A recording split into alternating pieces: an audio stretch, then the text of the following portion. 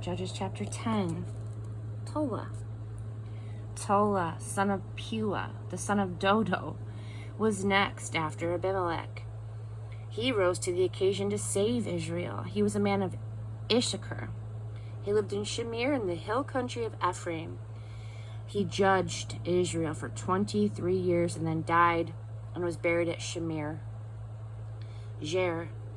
After him, the Gileadite, stepped into leadership.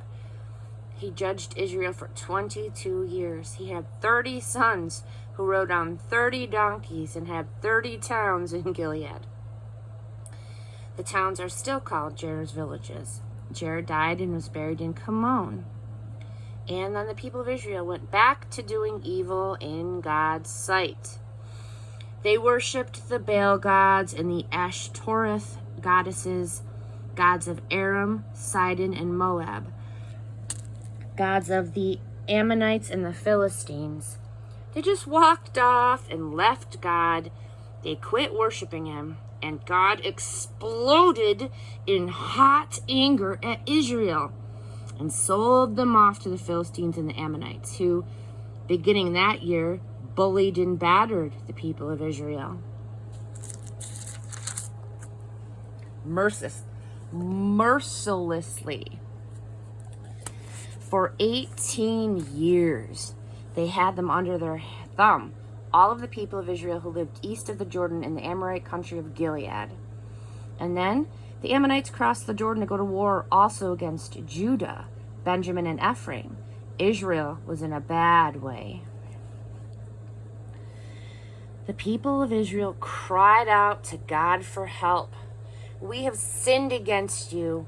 We left our God and worshiped the Baal gods.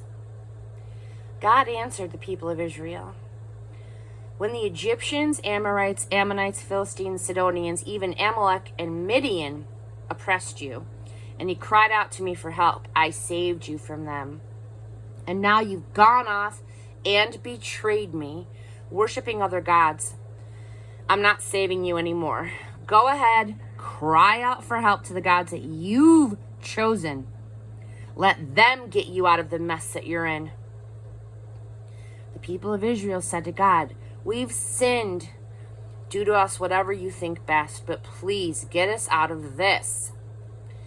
Then they cleaned house of the foreign gods and worshipped only God, and God took Israel's troubles to heart. Jephthah. The Ammonites prepared for war, setting up camp in Gilead. The people of Israel set their rival camp in Mizpah. The leaders in Gilead said, who will stand up for us against the Ammonites?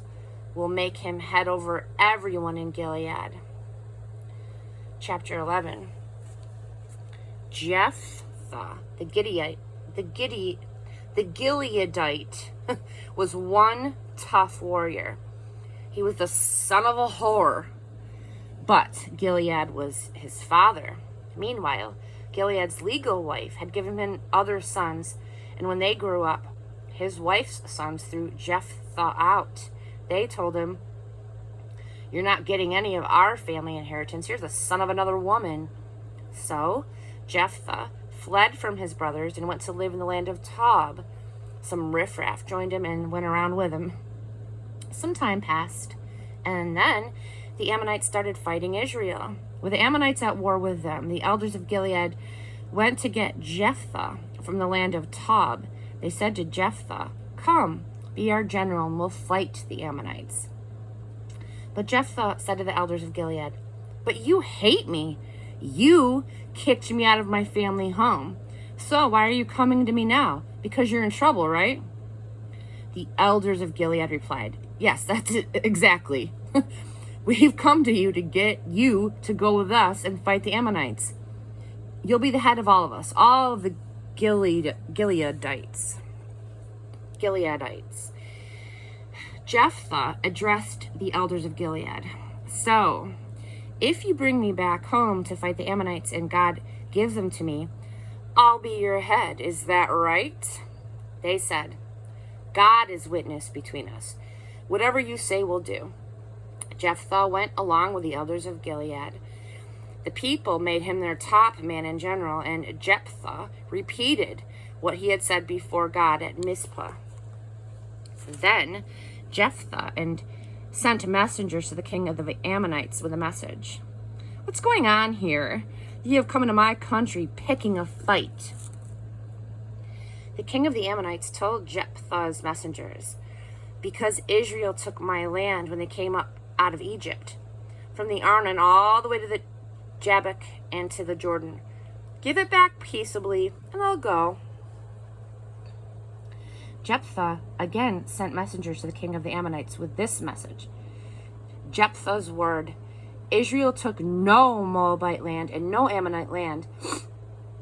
When they came up from Egypt, Israel went through the desert as far as the Red Sea, arriving at Kadesh. There Israel sent messengers to the king of Edom, saying, let us pass through your land, please. But the king of Edom wouldn't let them. Israel also requested permission from the king of Moab, but he wouldn't let them cross either.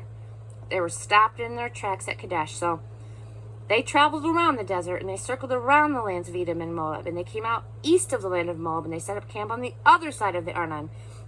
They didn't set foot in Moabite territory, because Arnon was the Moabite border. And Israel then sent messengers to Sihon, king of the Amorites, at Heshbon, the capital. Israel asked, let us pass, please, through your land on the way to our country. But Sihon didn't trust Israel to cut across his land. He got his entire army together, set up camp at Jahaz, and fought Israel. But God, the God of Israel, gave Sihon and all of his troops to Israel. Israel defeated them. Israel took all of the Amorite land, all Amorite land from Arnon to the Jabbok, and from the desert to the Jordan.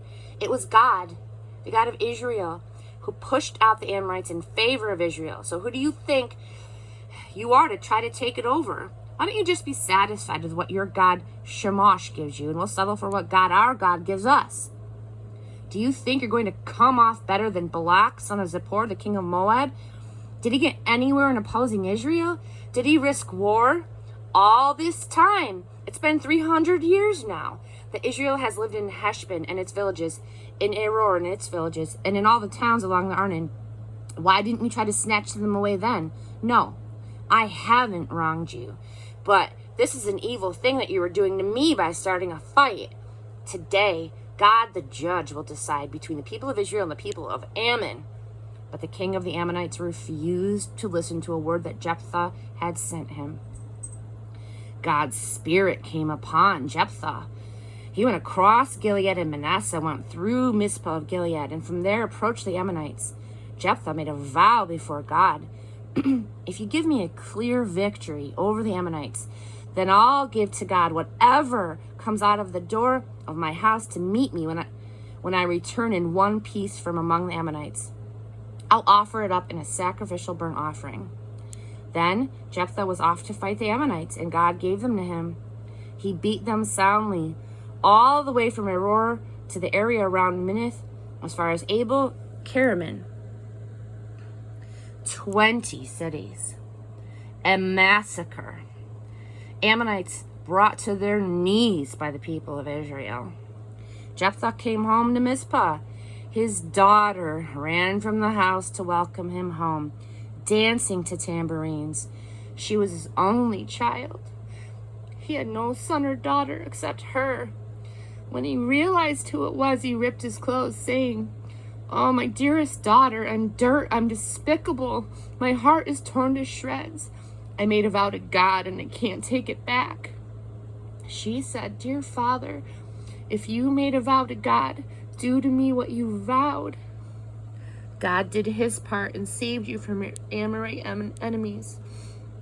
And then she said to her father, "But let this one thing be done for me. Give me 2 months to wander through the hills and lament my virginity, since I will never marry, I and my dear friends." "Oh, yes, go," he said. He sent her off for 2 months. She and her dear girlfriends went among the hills, lamenting that she would never marry. At the end of the 2 months, she came back to her father. He fulfilled the vow with her that he had made. She had never slept with a man. It became a custom in Israel that for 4 days every year the young women of Israel went up to mourn for the daughter of Jephthah the Gileadite.